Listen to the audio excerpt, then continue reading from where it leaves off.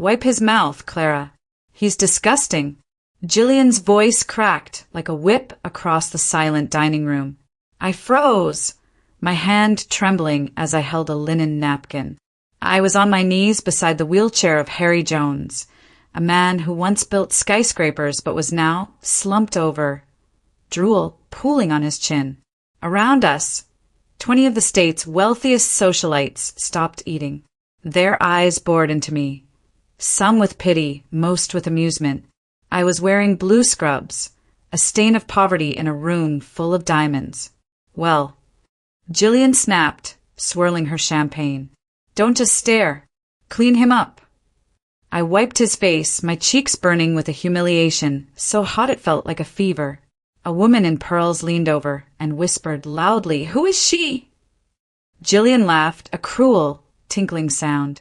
"Oh, nobody. Just a fatherless stray I hired to clean up the messes. No lineage, no name, no future. She should be grateful I let her inside. My name is Clara. I'm 25, a top-tier rehabilitation therapist, and I have spent my entire life fighting to prove I matter. But in that second, Jillian reduced me to nothing. I looked down at Harry. He wasn't vacant. His eyes were wide, wet and screaming in silence. He looked terrified. I couldn't breathe. I dropped the napkin on the floor, the white cloth stark against the Persian rug. I turned and ran, bursting out the service entrance and gasping for air in the rain, shaking with a rage I had never felt before. Thunder shook the windows of my mother's tiny, cramped apartment as I burst through the door. I was drenched, shivering from the rain and the shock. I didn't even say hello. I just grabbed my suitcase and started throwing my uniforms inside. "I'm done, Mom." I screamed, my voice raw. "I can't do it. That woman is a monster." My mother, Tess, stood by the kitchen counter looking confused. "Clara, slow down. What happened?" "Jillian Jones." I shouted, the name tearing out of my throat. "She treats him like an animal. She humiliated me in front of everyone, calling me a fatherless nobody while Harry Jones sat there helplessly." Mom froze. The dish towel dropped from her hand. Her face went pale as a sheet. "Who?" she whispered. "Who did you say you are working for?" "Harry Jones, the billionaire industrialist. I told you I was working for a stroke victim. But I didn't tell you it was him because I knew you hated rich people. But Mom, she's killing him." Mom scrambled toward her purse with shaking hands. She pulled out a yellowed, fragile letter and pressed it into my hand. "He isn't just a patient," she wept. "Harry is your father." I stared at the letter. The signature at the bottom read Harry Jones. The man I had just wiped spit from was the dad I thought abandoned me. I drove back to the estate through the storm, my hands gripping the steering wheel so hard my knuckles turned white. The massive iron gates of the Jones estate loomed ahead. An hour ago, they looked like a fortress that kept me out. Now, they looked like the walls of a prison holding my father captive. I wasn't afraid anymore. The shame was gone, replaced by a cold, sharp rage. I swiped my badge and walked into the house. The party was over. The silence was heavy, smelling of stale wine and secrets. I went straight to the master suite. Jillian was standing by the window, scrolling on her phone, looking bored. Harry was in the corner, head down. "I knew you'd come crawling back," she smirked, not looking up from her screen. "You need the paycheck too badly to have pride, don't you? He's been twitching. Make sure he sleeps." She walked past me, leaving a trail of expensive perfume that made me gag. I locked the door and knelt beside the wheelchair. I took Harry's cold, limp hand in mine. His skin felt like paper. I leaned in close to his ear. "I'm here, Dad," I whispered, the word feeling heavy and real on my tongue. "I know who you are, and I'm not going to let her win." He didn't move. The drugs were too strong, but I saw a single tear leak from the corner of his eye. He was in there, and he was listening. I waited until the house was dead silent. I needed proof. Jillian had hired me because my record was spotless. She wanted me to sign an affidavit declaring Harry a vegetable so she could seize his assets. She had always kept the medical logs locked in her private safe, claiming privacy, but tonight, in her arrogance and drunkenness, she had left the safe door slightly ajar. I turned on my pen light and pulled Harry's chart. I scanned the list of medications Jillian insisted on administering herself. My heart hammered against my ribs. Zolpidem. For a stroke survivor, the dosage listed was lethal. It was 3 times the maximum safety limit. At this level, it wouldn't just make him sleep. It would suppress his entire central nervous system. It would make him unable to move, unable to speak, unable to think. He wasn't brain dead. He was in a chemical cage. My hands shook as I took a picture of the log. This was attempted murder. My first instinct was to call the police, but I stopped. The sheriff was at the dinner party tonight, laughing at Jillian's jokes. She owned this town. If I reported this, she'd fire me, destroy the evidence, and Harry would disappear into a hospice before morning. I couldn't use the law. I had to use my science. The next morning, I arrived early, my pockets heavy with contraband. I waited until Jillian left for her daily massage. I slipped into the medicine room, my heart racing like a trapped bird. I found the bottle of heavy sedatives on the top shelf. They were distinct, bright blue capsules. I sat on the floor, working fast. I had bought identical empty blue gelatin capsules from a pharmacy 3 towns over. I carefully pulled apart Jillian's capsules and emptied the toxic powder into a Ziploc bag I hid in my bra. Then, I filled the empty shells with crushed, high-potency multivitamins I had prepared the night before. I capped them carefully. To the naked eye, they looked identical to the poison she had been feeding him. I placed the bottle back exactly where I found it. It was the perfect switch. That afternoon, Jillian marched in for medication time. I stood in the corner, holding my breath, watching her force the spoon into Harry's mouth. "There we go, darling," she cooed, her voice dripping with poison. "Sleep now. It's for the best." She thought she was burying him deeper in the dark. She didn't know she had just fed him the first nutritious thing he'd had in 6 months. She wiped her hands and smirked at me. "Make sure he doesn't choke, Clara. We wouldn't want an accident." "No, ma'am," I said, lowering my eyes. Now, we just had to wait for the fog to lift. 3 nights later, a thunderstorm was rattling the windows, masking the sounds inside the house. I sat by Harry's bed, reading a book by the dim light of a lamp, watching his chest rise and fall. The vitamins had been in his system for 72 hours. The chemical fog should be lifting. Suddenly, the rhythm of his breathing changed. It wasn't the shallow, drugged sleep of the past few months. It was ragged, desperate gasps. I dropped my book and leaned over him. "Dad." His eyelids fluttered. For the first time, they didn't just slide open lazily. They snapped open. The milky, vacant look was gone. His pupils constricted, focusing sharply on my face. He looked confused, then terrified, then frantic. He tried to speak, his jaw working uselessly, his throat muscles atrophied from months of silence. A tear leaked from the corner of his eye. He looked at the door, then back at me. He knew where he was. He knew he was trapped. "It's okay," I whispered, gripping his hand. "I switched the meds. You're waking up." He stared at me, his eyes searching mine. He couldn't speak, but he could move. He lifted his index finger, shakily fighting against the stiffness, and tapped the back of my hand.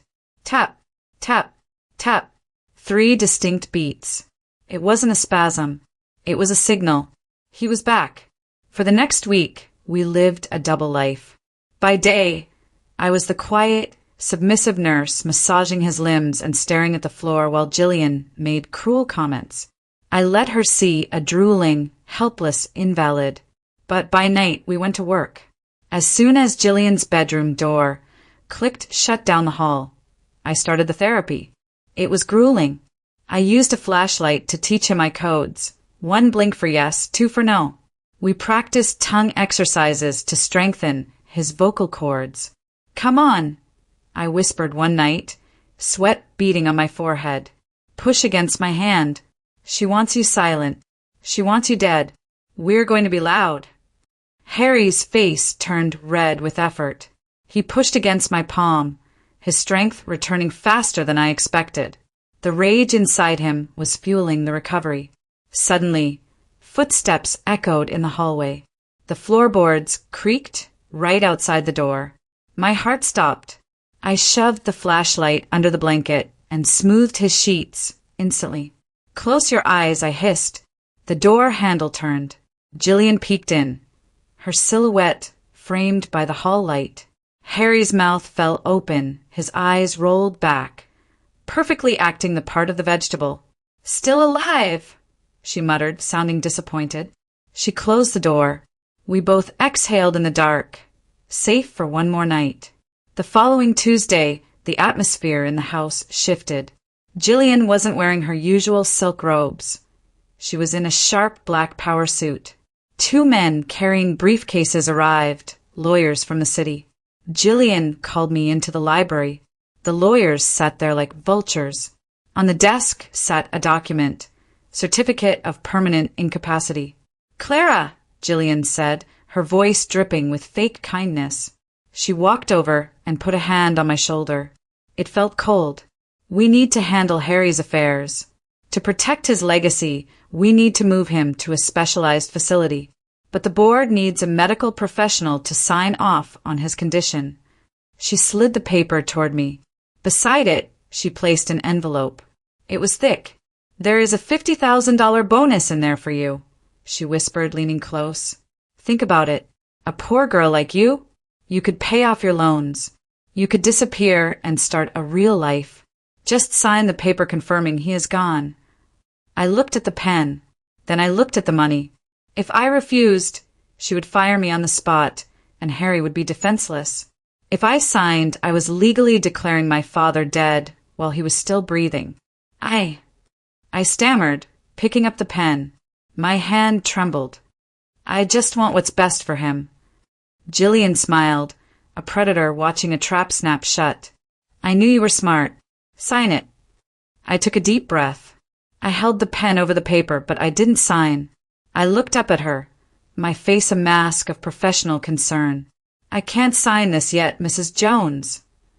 Jillian's smile vanished. "Excuse me. If I sign a certificate of incapacity without the final cognitive stress test data attached?" I lied smoothly. "The state medical board will flag it. They audit 100% of these cases involving high net worth individuals. If they audit us and the file is empty, they will freeze your assets and investigate you for fraud." The lawyers stiffened. Jillian's eyes widened in fear. She wanted the money, but she was terrified of an investigation. "An audit," she hissed. "Yes, but if you give me 1 week to run the tests and build the file, it will be bulletproof. No audit. No questions." She hesitated.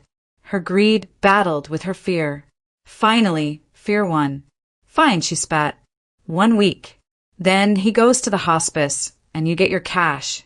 Don't fail me." She bought it. I had bought us 7 days. That night, the victory felt fragile. 7 days wasn't enough time to get him walking, but maybe it was enough to get him talking. Harry was sitting up in bed, propped by pillows. His motor control was improving rapidly. He kept pointing a shaking finger toward the antique dresser in the corner of the room. "The drawer," he wheezed. It was a sound like dry leaves crinkling, but it was a word. I rushed to the dresser. "This one." He blinked once. Yes, the drawer was locked, but I used a bobby pin to jimmy the old latch. Inside, buried under old handkerchiefs, was a small wooden music box. It was dusty. I brought it to him. He rested his hand on the lid and opened it. A soft, tinkering melody filled the silent room. I froze. My breath caught in my throat. It was Claire de Lune, the exact same melody my mother hummed when she cooked dinner. The song, she said, was her secret. Harry looked at me, tears streaming down his face. He struggled, his lips moving, fighting the paralysis. "Tess," he whispered, the name breaking out of him with a sob. He didn't just remember her. He had loved her every single day for 25 years. We weren't a mistake. We were his heartbreak. The next morning, the sun was streaming in, but the danger was higher than ever. Harry's strength was returning with terrifying speed. I was stretching his legs, pushing against his shins, and he was pushing back hard. "Good," I whispered, smiling. "Push harder, Dad. Kick me away." He gritted his teeth, his face flushed with effort. He wound up his leg and kicked out with a force that actually knocked me back a step. We both froze, stunned by the power in his muscles. Suddenly, the door swung open. It wasn't Jillian. It was Maria, the head maid, carrying a stack of towels. She stopped dead in her tracks. She saw Harry's leg, suspended in the air. She saw the alertness in his eyes. "He moved," she gasped, dropping the towels. "Mrs. Jones said he couldn't move." Panic cold-cocked me. Maria was loyal to Jillian. If she talked, we were dead. "Wait!" I shouted, but she was already running down the hall. "Mrs. Jones! Come quick!" I had seconds, maybe less. I lunged for the bedside table. Jillian kept a high-strength sedative spray there for his bad nights. "I'm sorry, Dad," I whispered. Harry nodded, understanding the play. I sprayed the mist under his tongue, just as the sound of Jillian's high heels clicked furiously down the hallway. I stepped into the hallway, blocking the door with my body. Jillian was charging toward me, Maria right behind her. "Move, Clara!" Jillian screeched. "Mrs. Jones, please!" I held my ground for 5 critical seconds. "You're going to upset him. He's having a spasm." "Get out of my way." She shoved me aside and burst into the room. She loomed over Harry. "Is this true? Are you playing games with me, Harry?" Harry lay completely motionless. The fast-acting spray had hit his system. His jaw hung slack, his eyes were half open and glassy, staring at nothing. I stepped forward, putting on my best confused nurse face. "Mrs. Jones, I think Maria is mistaken. He had a severe focal seizure. His muscles spasmed violently. It happens when the brain is shutting down." Jillian narrowed her eyes. She grabbed Harry's arm and lifted it high in the air. Then she let go. It dropped like a stone, hitting the mattress with a heavy, dead thud. Harry didn't flinch. Jillian turned and slapped Maria across the face. "Don't waste my time with fairy tales again.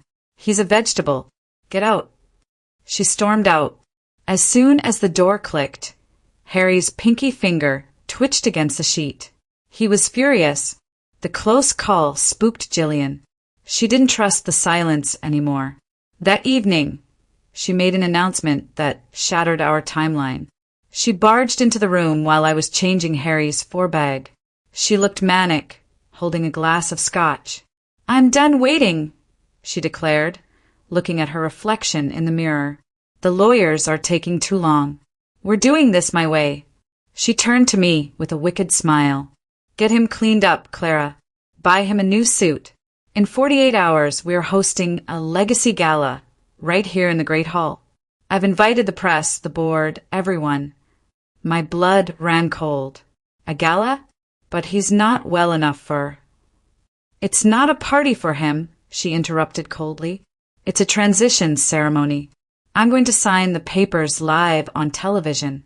I'll show the world his condition, weep a little, and then have the ambulance take him away to the hospice immediately." She took a sip of her drink. 48 hours, Clara. Have him ready." She left us in stunned silence. We didn't have a week. We had 2 days. It was a suicide mission. The pressure broke him. Later that night, the stress of the deadline triggered a physiological reaction. I was trying to get Harry to practice a simple sentence, "I am here," but he started shaking uncontrollably. His eyes rolled back in his head. His body seized up, stiff as a board. "Dad." I grabbed his shoulders, trying to stabilize him. "Breathe. Stay with me." It was a stress-induced regression. His brain, overloaded by the trauma and the fear of the upcoming gala, was short-circuiting. The seizure lasted 2 minutes, but it felt like 2 years. When it stopped, he was exhausted. I checked his vitals. They were weak. I tried to get him to blink a signal, but he just stared at the ceiling, tears leaking from the corners of his eyes. He looked defeated. The fight had drained out of him. No, no, no! I wept, resting my forehead on his hand. Please don't go back. We're so close. He turned his head away from me. He was giving up. He didn't believe he could do it. I realized then that medicine wasn't enough. He didn't need a doctor. He needed the one thing he had lost. I took a risk that could have gotten us both arrested. The next afternoon, a laundry service van pulled up to the service entrance. I went out to meet it. A woman in a gray uniform and a hat pulled low stepped out, carrying a stack of linens. It was my mother. I smuggled Tess up the back stairs, dodging the caterers setting up for the gala. My heart was pounding so hard I thought it would explode. I pushed her into Harry's room and locked the door. Harry was staring blankly at the window. He didn't react when we entered. "Harry," my mother whispered. His head didn't move. She walked over to the bed. She sat down and placed her hand gently on his cheek. The smell of her perfume, vanilla and rose, filled the sterile room. It was the scent of his past, the scent of the only time he was truly happy. "I'm here, my love," she said softly, "and our daughter is here. But we can't save you if you don't fight." The reaction was electric. A shudder went through Harry's body. He turned his head, slowly. When he saw her face, older, lined, but the same, life rushed back into his eyes like a flood. He let out a strangled, desperate sound and gripped her hand so hard his knuckles turned white. The despair vanished. In its place was a fire that could burn the whole house down. He was back. The night before the gala, the estate sounded like a war zone. Caterers were dragging tables across the marble floors downstairs, and sound crews were testing microphones. The noise vibrated through the walls, but inside the room the air was deadly still. My mother had slipped away before the staff arrived, but her presence still lingered in the room, giving Harry strength. I spent the final hours prepping him like a soldier for battle. I shaved his face, combed his silver hair, and dressed him in his finest suit. "Listen to me closely, Dad," I whispered, kneeling in front of him. "Tomorrow they are going to put on a show. They will shine bright lights in your face. Jillian will cry. The lawyers will ask you to squeeze a ball or blink your eyes to prove you are there." Harry looked at me, his blue eyes sharp and clear. "Don't do it," I said firmly. "Let them think they've won. Let Jillian dig her own grave. Wait for my signal. Do nothing until I say so." He nodded slowly. It was the hardest thing I could ask of him, to sit there and let the world think he was empty. Downstairs, I heard Jillian rehearsing her speech. "My poor husband, a shell of a man." I squeezed Harry's hand. "Showtime is tomorrow." Harry blinked twice. "Yes." The great hall was blinding. TV crews from every major network were jammed into the back, and the front rows were filled with the board of directors and the town's elite. I wheeled Harry onto the stage. The heat from the spotlights was intense. He sat slumped in his wheelchair, head down, hands resting limply in his lap. He looked small, frail, and exactly how Jillian wanted him to look, finished. I stepped back into the shadows of the heavy velvet curtains. Jillian took the podium. She looked stunning in a black dress, a perfect picture of the grieving, devoted wife. She dabbed a dry eye with a handkerchief. "Thank you all for coming," she said, her voice trembling theatrically. "This is the hardest day of my life. My husband, my brilliant Harry, has left us in spirit. It is cruel to keep him here when he is already gone. Today, I am signing the order to transfer him to a permanent care facility so he may finally rest." The cameras zoomed in. The crowd murmured in sympathy. She was selling the lie perfectly. She picked up the golden pen, ready to sign away his life and steal his empire. "Wait," the lead attorney said, stepping forward. He sounded bored, clearly just following protocol. For the record, Mr. Jones, if you are present in any capacity, please give us a sign. The room went dead silent. 100 cameras pointed at the old man in the chair. The lawyer didn't even look up from his papers. He expected silence. Harry didn't move. He didn't blink. He stared at his knees. Jillian let out a long, dramatic sigh. She looked at the camera with a sad smile. You see, he is gone. There is no one home.